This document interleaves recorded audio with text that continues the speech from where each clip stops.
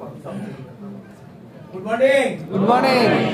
একদিন বলেছিলাম যে স্টেজে অনেকে মাইক নিয়ে কথা বলে, আমি ওখান থেকে এসে দেখতাম আর আমার মনে মনে হতো যেদিন আমি জায়গা তৈরি করতে পারবো সেদিন বিনা মাইকে বাজি। তো আজকে মাইকটা রেখে দিচ্ছি, দিয়ে আমি খালি গলায় কথা বলবো। তার জন্য আমার এখানে আসা স্টেজ কি সেইটা চেনার জন্য আগে যে আমি এখানে এসেছিলাম, আমার পরিচয়টা প্রথম দিয়ে নি। আমার নাম হচ্ছে মোহাম্মদ আলী, আগের নাম ছিল শম্ভু কর্মকার। তো যাই হোক, আমি যে এই ভেস্টিজে এসেছি যার জন্য আসা, সেই ব্যক্তিকে আজকে সঙ্গে নিয়ে এসেছি। আমি তাকে আমার পাশে ডাকবো, আমার ওয়াইফকে, সে যেন আমার পাশে একটু আসে। দেখুন আপনারা এখানে এক সাইড ধরে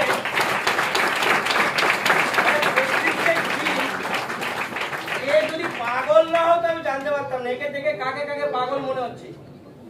এটা আমার ওয়াইফ। দেখুন আমরা সবাই ভেস্টিজ করছি, ভেস্টিজ সম্বন্ধে আমাদের অনেকের নেগেটিভ শুনতে হয়, কিন্তু প্র্যাকটিক্যালি বলছি আমার কাছে যে ধারণা এসছে ভেস্টিজ সম্বন্ধে, আমি দিল থেকে মেনে নিয়েছি যে সিস্টেম যিনি নিয়ে এসছেন তিনি একজন অসাধারণ ব্যক্তি। তার জন্য একটা দিল বলে আসতে হবে।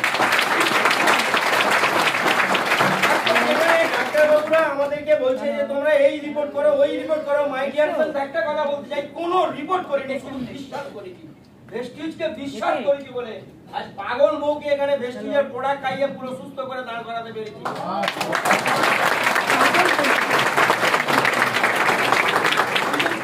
আমার সমস্ত হাটলাইন এখানে আছে, সমস্ত হাটলাইনকে আমার দিল থেকে থ্যাঙ্কস জানাই। আর যে আপলাইনকে আমি ফলো করেছি সেই আপলাইন আমার এখানে স্টেজে দাঁড়িয়ে আছে মিস্টার আমাদের কি বলে দেবকুমার স্যার এবং আমাদের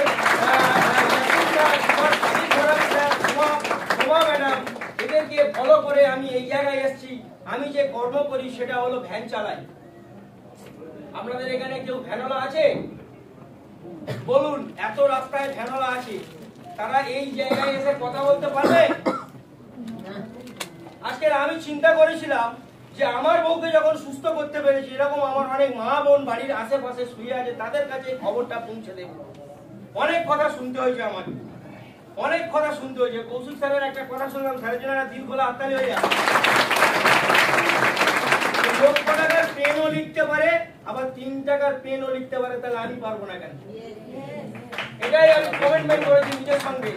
ভ্যান চালাতে চালাতে এখানে কিছু মানুষকে সাকসেস দিয়েছি। আজ আমার মধ্যে দাঁড়িয়ে রয়েছে 3 মাসের মধ্যে ব্রোঞ্জ ডিরেক্টর, সেই ভদ্রমহিলা বসে আছে।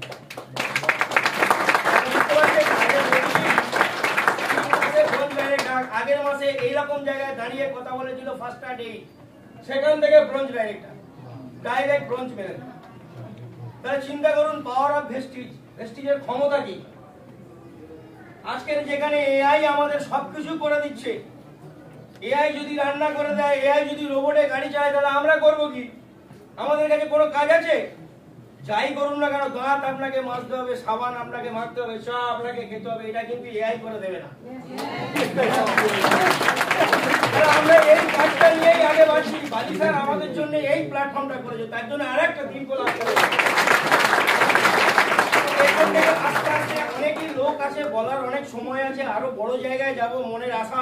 ভ্যান চালাতে চালাতে প্রথম হলাম ফার্স্ট এইড, তারপরে কখন 10% পার হয়ে গেছি, 12 পার হয়ে গেছি নিজেই জানি না, ডাইরেক্ট ব্রোঞ্জ, ব্রোঞ্জ থেকে সিলভার, সিলভার থেকে নিচেও সিলভার, আমি হয়ে গেলাম গোল্ড।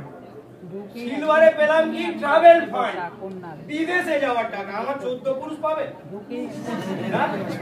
ভ্যান চালাতে চালাতে বিদেশে যাওয়ার টাকা, ওরা কোন স্বপ্ন দেখেছে? তারপরে কি হলো? আস্তে আস্তে আবার 1 মাসের মধ্যে 2-3 মাসের মধ্যে আমি গোল্ড ডাইরেক্টর হলাম। এবার আমার কাছে আর একটা স্বপ্নের ফুল ফুটে উঠলো, কি? আমার ভ্যানওয়ালার বাড়ির সামনে আসবে 4 চাকা।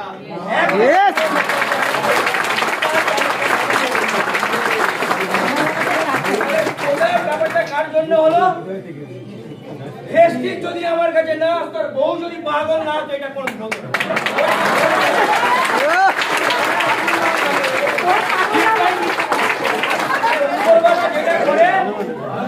ভালোর জন্য করে। আমার বউকে পাগল করেছিল কিসের জন্য?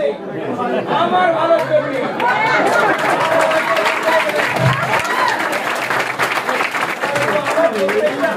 আমাকে ভালোবাসে নিয়ম মতো করে যে দাদা সত্যি দিদি আমাদেরকে খুব ব্যাকআপ করে। রাত 12টা 1টা 3টা 2টো যে যখন ডাকে আমি চলে যেতাম, যে যখন ডাকে আমি চলে যেতাম। কোনোদিন মাইডিয়ার ভাবিনি যে ভ্যান চালাতে চালাতে একটা 4 চাকা কিনবো বা একটা 2 হুইলার কিনবো। অলরেডি আমার গাড়ি একটা নিয়েছি আমি, এখন একটা কি বলে ব্যাটারি গাড়ি বেরিয়েছে, বলি এটা দিয়েই এখন কাজ চালাই। ওইটা নিয়েছি বলে কাজের গ্রোথ বেড়েছে। আপনাদেরও বলছি যাদের যাদের সাইকেল ফাইকেল আছে সব ফেলে দিচ্ছি একটা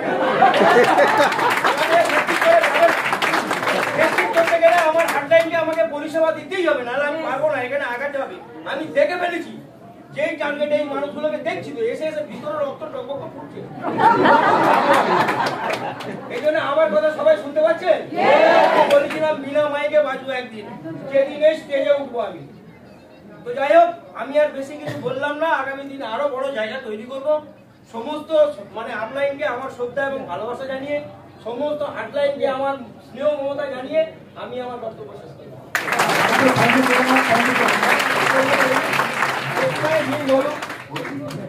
बोलून ना आप ये वो यहाँ पर पहुँचे तो आप इन दिनों गुड मॉर्निंग আমার লাগছে দারুণ লাগছে এমন একটা জায়গায় স্টেজে উঠে দাঁড়িয়ে কথা বলতে পারছি।